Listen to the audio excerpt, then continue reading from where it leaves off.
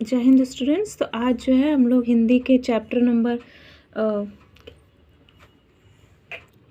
पाठ 15 सही पथ का ज्ञान जो है आगे पढ़ेंगे। एक दिन राजा आश्रम में महात्मा से मिलने आए और बोले, हे महात्मा, मेरा पुत्र बड़ा चिड़चिड़ा और अशिष्ट है। वह अपने पथ से भटक गया है। उसे सही पथ का ज्ञान नहीं है। राज्य के लोग उसे एक अयोग्य राजकुमार मानते हैं तथा वे नहीं चाहते कि वह मेरा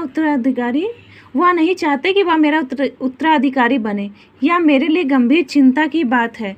अतः आपसे हाथ जोड़कर विनती करता हूँ कि आप राजकुमार को किसी तरह सही पथ का ज्ञान करा दें, उसमें एक योग्य शासक और इंसान के गुण पैदा कर दें।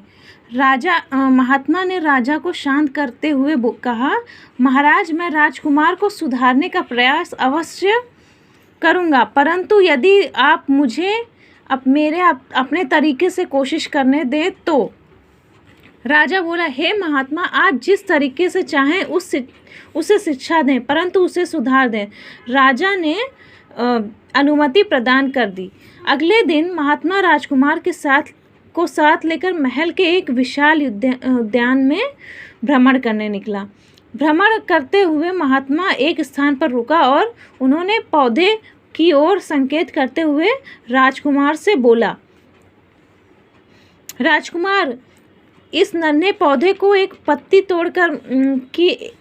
तोड़कर मुंह में चबाओ और मुझे उसका स्वाद के बारे में बताओ।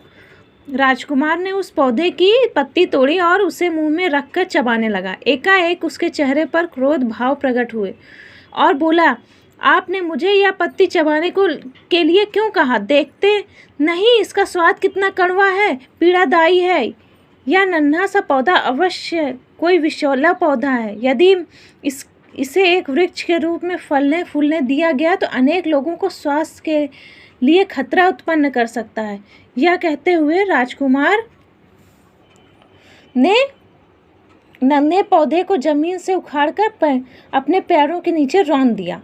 महात्मा ने राजकुमार द्वारा पैरों के नीचे कुचले गए इस नन्हे पौधे को उठाया और उसे राजकुमार को दिखाते हुए बोला, बच्चे, तुम जैसा बर्ताव इस नन्हे पौधे के साथ किया है, ठीक वैसा ही बर्ताव तुम्हारे राज्य की जनता एक दिन तुम्हारे साथ भी कर सकती है। क्या तुम नहीं जानते कि तुम्हारे राज्य के लोग तुम्हें एक निर्दयी और बुरा राजकुमार मानते हैं? सोचते हैं कि तुम उनका हित कभी नहीं कर सकते। हो सकता है कि वे तुम्हें राज्य पर शासन करने की अनुमति ही न दें और देश निकाला ही दे दिया जाए। इसलिए बेहतर यही है कि तुम अपने आचरण को सुधारो ताकि तुम्हारे राज्य की जनता को पूर्ण रूप से विश्वास हो जाए कि तुम एक दयालु, उदार और कर्तव्यपरायण राजा के काबिल हो। राजकुमार महात्मा की बात का मर्म समझ गया। वह जान गया कि अभद्र एवं निर्दयता व्यवहार किसी के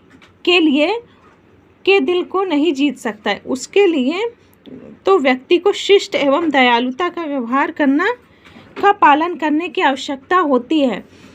इसलिए उसने मन ही मन अपने स्वभाव की सभी बुराइयों को त्याग कर जीवन के सही पथ पर चलने का संकल्प किया। उस दिन के बाद धीरे धीरे वह सबका प्रिय बन गया। तो इसमें क्या होता है कि राजा जो है एक दिन आश्रम में गए और महात्मा से मिलने और कहते हैं कि हे महात्मा, मेरा जो पुत्र है वो बहुत चिड़चिड़ा और असभ्य है, तो उसको जो है आप वो अपने पथ से भटक गया है, उसको आप सही रास्ता दिखा दीजिए, क्योंकि मेरे राज्य के जितने लोग हैं सब उसको अयोग्य राजा मानते हैं और अगर ऐसा ही रहा तो वो उसको उत्तराधिकारी नहीं बनने देंगे। फिर क्या करेंगे? वो चाहते नहीं कि अगला उत्तराधिकारी ये बने, तो यह मेरे लिए बहुत ही बहुत परेशानी की बात है। मैं इसके क्या करूं? तो उनसे हाथ जोड़ के विनती करता है। तो महात्मा कहते हैं कि ठीक है, मैं उसको सही पथ का रास्ता दिखा तो दूंगा, पर उसको जो है जैसे मैं कहूँगा वैसे ही करना पड़ेगा आपको, और मुझे आप कोई रोक टोक नहीं करेंगे। तो कहते हैं कि ठीक है, आप जैसा चाहें उसको सुधारिए, मुझे उससे कोई मतलब नहीं, बस वो सुधर जाना चाहिए। तो फिर महात्मा एक दिन कहते हैं कि ठीक है। अगले दिन महात्मा उसको लेकर राजकुमार को एक विशाल उद्यान में भ्रमण करने जाते हैं, टहलने जाते हैं। तो उसको एक पेड़ पौधा दिखाते हैं, उसको कहते हैं कि इसकी पत्ती तोड़ के खाओ, तो अब उसे इसका स्वाद बताओ। तो जब राजकुमार उस पत्ती को तोड़ कर उसको मुंह में रख के चबाने लगते हैं, तो उनके चेहरे को बहुत गुस्सा आ जाता है। देखते हैं कि वो बहुत कड़वा रहता है। तो वो कहते हैं कि इसका स्वाद बहुत ख़राब है और ज़रूर ये कोई विषैला पौधा है। अगर ये बड़ा होकर वृक्ष बन गया तो बहुत लोगों को परेशानी देगा और स्वास्थ्य के लिए खतरा भी कर सकता है। तो यह कहते हुए राजकुमार जो है उसको ज़मीन से उखाड़ कर क्या करता है, अपने पैरों के नीचे रौंद देता है। तो महात्मा जब ये देखता है तो उसको समझाता है कि जैसे तुमने इस पौधे को कुचल के रख दिया, वैसे ही तुम्हारा भी बर्ताव तो ठीक नहीं है, इसीलिए तुम्हारे राज्य के लोग तुमको नहीं पसंद करते हैं और वो नहीं चाहेंगे कि तुम्हारे जैसा निर्दयी राजकुमार उनका अगला राजा बने। और वो लोग तुम्हें एक निर्दयी एवं बुरा राजकुमार मानते हैं और सोचते हैं कि तुम उन लोग का कभी हित नहीं कर सकते। तो अगर तुम अपने आप को सही नहीं सुधारोगे नहीं तो क्या होगा कि वो तुमको अपने राज्य में शासन भी ना करने दें, हो सकता है कि तुम्हें देश से भी निकाल दिया जाए। तो बेहतर होगा कि तुम अपने आप को सुधारो, जिससे कि तुम्हारी राज्य की जनता को तुम्हारे ऊपर विश्वास हो कि तुम एक अच्छे राजा बन सकते हो और उनका ख्याल रख सकते हो और अपनी कर्तव्य का पालन कर सकते हो। राजकुमार को महात्मा की बात समझ में आ जाती है। तो तब से वो जो है जो व्यवहार उसका रहता है, निर्दयता, अभद्र, असभ्य, उसको सुधार लेता है और सबका दिल जीत लेता है अच्छे से रहकर। फिर उसके बाद जो है सब उसकी बुराइयों को त्याग कर सही रास्ते पे संकल्प लेता है और धीरे धीरे कुछ दिन बाद वो सबका प्रिय बन जाता है। Thank you. Please like, share and subscribe.